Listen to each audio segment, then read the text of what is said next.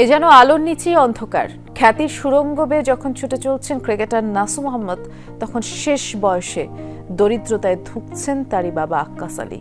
ছেলের সাথে যোগাযোগ না থাকায় পেশা হিসেবে বেছে নিয়েছেন সিকিউরিটি গার্ডের চাকরি। যদিও নাসুমের দাবি প্রতি মাসে টাকা পাঠিয়ে দায়িত্ব পালন করছেন তিনি।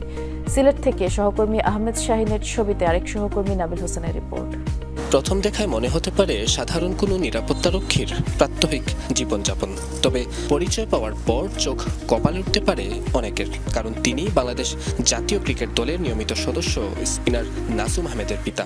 প্রায় 4 বছর ধরে ছেলের সাথে তার কোনো যোগাযোগ নেই। জীবন চালাতে চলতি বছর থেকে সিলেটের হাউজিং স্ট্রিট এলাকায় 8,000 টাকা মজুরিতে নিরাপত্তারক্ষীর কাজ নেন তিনি। এখন সেই টাকায় চলে তার জীবন। তবে বাবা হিসেবে নাসুমের প্রতি কোনো অভিযোগ নেই। ছেলে কষ্ট পাবে বলে এড়িয়ে যান সবই।